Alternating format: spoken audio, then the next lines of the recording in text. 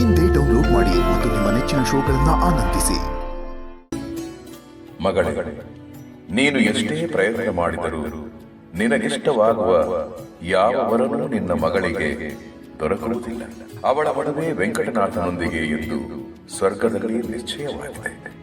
ಅದು ದೈವ ಇಚ್ಛೆ. ನೀನು ಎಷ್ಟೇ ಪ್ರಯತ್ನ ಮಾಡಿದರೂ ಅದನ್ನು ತಪ್ಪಿಸಲು ಸಾಧ್ಯವಿಲ್ಲ. ಅವನು ಶ್ರೀಮಂತಿಕೆಯಲ್ಲಿ ನಿನ್ನ ಸಮನಲ್ಲದೇ ಇರಬಹುದು, ಆದರೆ ಪಾಂಡಿತ್ಯದಲ್ಲಿ ಪರಮಶ್ರೇಷ್ಠ. ವೀಣೆಯಲ್ಲಿ ಸರಸ್ವತಿಯ ಪುತ್ರ, ಕರುಣೆಯಲ್ಲಿ ಕಲ್ಪವೃಕ್ಷ, ಪ್ರೇಮದಲ್ಲಿ ಕಾಮಧೇನು, ಸೇವೆಯಲ್ಲಿ ಮಾತೃಹೃದಯ. ನಿನ್ನ ಮಗಳು ಆತನನ್ನು ವಿವಾಹವಾಗಲು 7 ಜನ್ಮಗಳ ಪುಣ್ಯ ಮಾಡಿದ್ದಾಳೆ. ಇಲ್ಲಿಯವರೆಗೂ ಆತನ ದರ್ಶನ ನಿನಗೆ ಪ್ರಾಪ್ತವಾಗಿರಲಿಲ್ಲ. ನಾಳೆಯ ದಿನ ಆತ ನಿನ್ನ ಕಣ್ಣೆದುರಿಗೆ ಬರುತ್ತಾನೆ. ಆತನನ್ನು ಸಂತೋಷದಿಂದ ನಿನ್ನ ಅಳಿಯನೆಂದು ಸ್ವೀಕರಿಸು.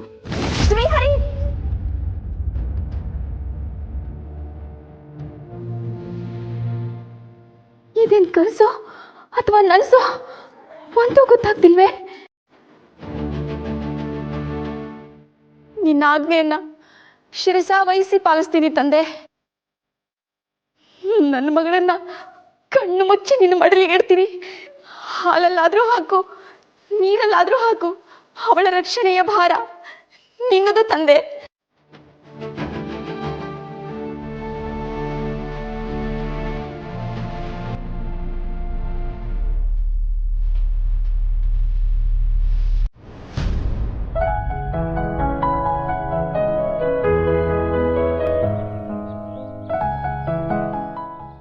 ಪುರೋಹಿತ್ರೆ, ಓಹೋ ಆಚಾರ್ಯರು, ಏನು ನಮ್ಮಡೆ ಕನ್ನಡ ದಯ ಮಾಡಿಸ್ಬಿಟ್ಟಿದ್ದೀರಿ? ತಮ್ಮನ್ನೇ ನೋಡೋಣ ಅಂತ ಬಂದೆ. ಬಹಳ ಸಂತೋಷ. ತೊಂದರೆ ಯಾಕೆ ತಗೊಂಡ್ರಿ? ಗುರುರಾಜನ ಕೈಲಿ ಹೇಳಿ ಕಳ್ಸಿದ್ದಿದ್ರೆ ನಾನೇ ಬರ್ತಿದ್ದೆ. ಇದರಲ್ಲಿ ತೊಂದರೆ ಏನು ಬಂತು ಪುರೋಹಿತ್ರೆ? ನಿಮ್ಮನ್ನ ನೋಡೋಣ ಅನ್ನಿಸ್ತು, ಅದಕ್ಕೆ ನಾನೇ ಬಂದೆ. ಹೇಳಿ ಆಚಾರ್ಯರೇ, ನನ್ನಿಂದೇನಾದ್ರೂ ಕೆಲಸ ಆಗ್ಬೇಕಿತ್ತೆ? ಕೆಲಸ ಅಲ್ಲ, ಸಹಾಯ. ದಯವಿಟ್ಟು ನನ್ನನ್ನು ಒಮ್ಮೆ ವಾಸುದೇವ ಆಚಾರ್ಯರ ಮನೆಗೆ ಕರ್ಕೊಂಡು ಹೋಗ್ತೀರಾ? ಹುಡುಗಿ ವಿಚಾರಕ್ಕೆ? ಹೌದು. ವ್ಯರ್ಥ ಬಿಡಿ. ಯಾಕೆ? ಈ ಪ್ರಸ್ತಾಪ ಮತ್ತೆ ತರಬೇಡಿ ಅಂತ ಹುಡುಗಿ ತಂದೆ ತಾಯಿ ಖಡಾಖಂಡಿತವಾಗಿ ಹೇಳ್ಬಿಟ್ಟಿದ್ದಾರೆ. ಕಾರಣ? ತಂದೆಗೆ ಜಾತಕದಲ್ಲಿ ಏನೋ ದೋಷ ಇದೆ ಅನ್ನೋ ಅನುಮಾನ, ತಾಯಿಗೆ ಅಂತಸ್ತಿಗೆ ಸರಿ ಹೋಗಲ್ಲ ಅನ್ನೋ ಅಸಮಾಧಾನ. ಅನುಮಾನ ಇದ್ರೆ ಪರಿಹರಿಸೋಣ, ಅಸಮಾಧಾನ ಇದ್ರೆ ತಿಳಿ ಹೇಳೋಣ. ನನ್ನ ಕೈಲಾದ ಎಲ್ಲಾ ಪ್ರಯತ್ನಗಳನ್ನು ಮಾಡಿ ಕೈ ಚೆಲ್ಲಿ ಕೂತಿದ್ದೀನಿ ಆಚಾರ್ಯರೇ. ಇರ್ಲಿ ಪುರೋಹಿತ್ರೆ, ನನಗೆ ತಿಳಿದ ಮಟ್ಟಿಗೆ ನಮ್ಮ ಅತ್ತೆಯವರು ಎಂದೂ ಯಾವುದಕ್ಕೂ ಆಸೆ ಪಟ್ಟೋರಲ್ಲ. ಆದರೆ ಯಾವುದೋ ದೇವರ ಸನ್ನಿಧಾನಕ್ಕೆ ಹೋದಾಗ ಆ ಹುಡುಗಿನ ನೋಡಿ ತುಂಬಾ ಇಷ್ಟಪಟ್ಬಿಟ್ಟಿದ್ದಾರೆ. ಅವ್ರ ಮನಸ್ಸಲ್ಲಿ ಆಕೆನೇ ನನ್ನ ಸೊಸೆ ಆದರೆ ಚೆನ್ನ ಅನ್ನೋ ಬೈಕೆ ಬಂದ್ಬಿಟ್ಟಿದೆ. ಆನಂತರ ನಡೆದ ನಾಟಕೀಯ ಬೆಳವಣಿಗೆಗಳಿಂದ ಅವ್ರ ಮನಸ್ಸಿಗೆ ತುಂಬಾ ಬೇಸರ ಆಗಿದೆ. ಮನೆಗೆ ಹಿರಿಯ ಅಳಿಯ ಆಗಿ ಈ ವಿಚಾರದಲ್ಲಿ ನನ್ನ ಕೈಲಾದ ಪ್ರಯತ್ನ ಮಾಡೋದು ನನ್ನ ಜವಾಬ್ದಾರಿ. ಅವ್ರು ಒಪ್ಲಿ ಬಿಡ್ಲಿ, ಇನ್ನೊಂದ್ಸಲ ಪ್ರಯತ್ನ ಮಾಡಬೇಕು ಅನ್ನೋದು ನನ್ನ ಆಸೆ. ಅದಕ್ಕೆ ನಿಮ್ಮ ಸಹಕಾರ ಕೇಳ್ಕೊಂಡು ಬಂದೆ. ನಿಮ್ಮ ಹಾಗೆ ನನಗೂ ತಿಮ್ಮಣ್ಣ ಭಟ್ರಿಗೂ ಅವಿನಾಭಾವ ಸಂಬಂಧ. ಗೋಪಮ್ಮ ನನ್ನ ಮಗಳಿದ್ದ ಹಾಗೆ. ಅವರ ಆಸೆ ಪೂರೈಸಬೇಕು ಅಂತ ನಾನು ತುಂಬ ಸಲ ಪ್ರಯತ್ನ ಪಟ್ಟೆ. ಆದರೆ ಹುಡುಗಿ ಮನೆಯವರು ಮುಖ ಕೊಡಲಿಲ್ಲ ಆಚಾರ್ಯರೇ. ಇರ್ಲಿ ಪುರೋಹಿತ್ರೆ, ಹೆಣ್ಣು ಹೆತ್ತವರಿಗೆ ಆತಂಕ ಅನುಮಾನಗಳು ಸಹಜ.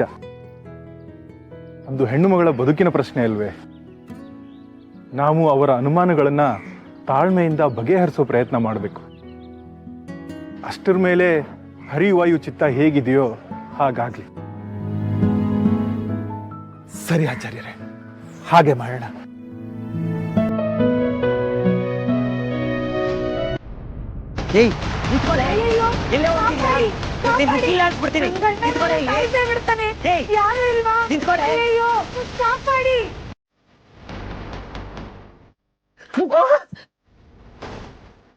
ಅಯ್ಯೋ ಬಿಟ್ಟನಯ್ಯ.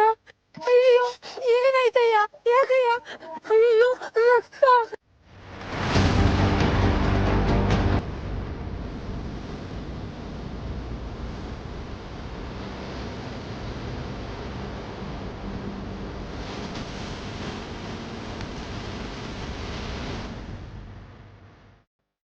ಬಿಡ ಕೈನ. ಎಲ್ಲ ನಿನ್ನಿಂದಾನೇ ಆಗಿದ್ದು. ನಿನ್ನ ಎದುರು ಬಂದ್ರೆ ಯಾವ ಕೆಲಸನೂ ಆಗಲ್ಲ. ಇನ್ನೊಂದು ಸರಿ ನಾನು ಎದುರು ಬಂದ್ರೆ ಸಾಯಿಸ್ಬಿಡ್ತೀನಿ ನಿನ್ನ. ಯಾಕೆ ಹೆಂಡತಿ ಹೊಡಿತಾ ಇದೀಯಾ? ಹೇಯ್, ನನ್ನ ಹೆಂಡತಿ ನನ್ನ ಇಷ್ಟ. ನೀನೇ ಅವನ ಕೇಳಕ್ಕೆ? ಏನೇ ಊಟದ ಮುಂದೆ ನಂಗೆ ಅವಮಾನ ಮಾಡ್ಬೇಕು ಅನ್ಕೊಂಡಿದ್ಯಾ ನೀನು? ನೀನು ಹುಟ್ಟಲಿಲ್ಲ ಅನ್ಸ್ಬಿಡ್ತೀನಿ.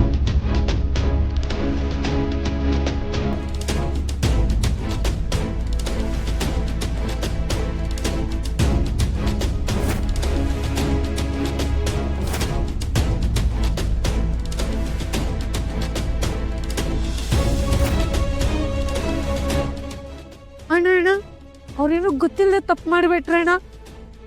ಬೇಡ ಅಣ್ಣ, ಅವ್ರನ್ನ ಕ್ಷಮಿಸ್ಬಿಡಿ.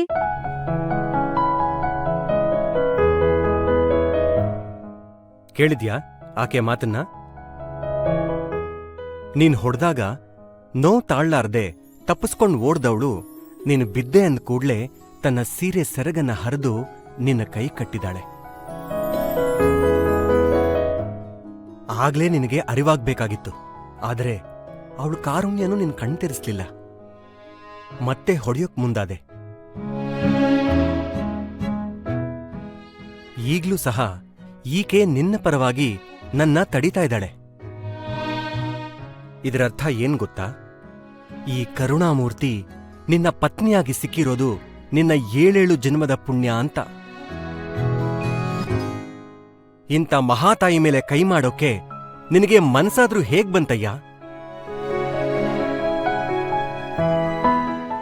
ಸತಿ ಅಂದ್ರೆ ಏನ್ ಗೊತ್ತಾ ನಿನ್ಗೆ?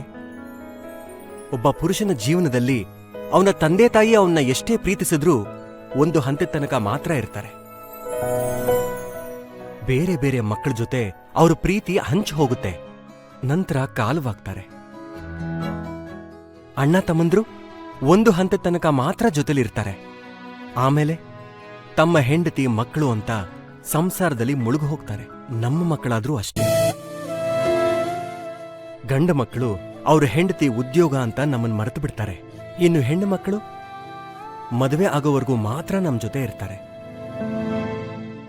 ನಂತರ ಅವ್ರ ಸಂಸಾರದಲ್ಲೇ ಮುಳುಗು ಹೋಗ್ತಾರೆ. ಆದ್ರೆ ಪತ್ನಿ ಅನ್ನೋಳು ಮಾತ್ರ ಕೊನೆ ಉಸಿರಿರೋವರೆಗೂ ನಮ್ಮ ಜೊತೆ ಇರ್ತಾಳೆ. ಅತ್ತೆ ಮಾವನ ಕಿರುಕುಳ ಸಹಿಸಿಕೊಳ್ತಾ, ಅತ್ತೆಗೆ ನಾದಿನಿಯರ ಕಿರಿಕಿರಿ ಅನುಭವಿಸ್ತಾ, ಮಕ್ಕಳ ಜವಾಬ್ದಾರಿ ನಿಭಾಯಿಸ್ತಾ, ಸೂರ್ಯೋದಯಕ್ಕಿಂತ ಮುಂಚೆ ಎದ್ದವಳು ಸೂರ್ಯ ಮಲಗಿ ನಿದ್ರಿಸ್ತಾ ಇದ್ರು ತಾನು ಎಚ್ಚರವಾಗಿದ್ದು ಮನೆ ಕೆಲಸದಲ್ಲಿ ದಣಿದಿದ್ರು ಕೊನೆಗೆ ತನ್ನ ಗಂಡನಿಗೆ ಬೇಸರವಾಗಬಾರ್ದು ಅಂತ ಅವನ ಸೇವೆಗೆ ಸಿದ್ಧಳಾಗ್ತಾಳೆ.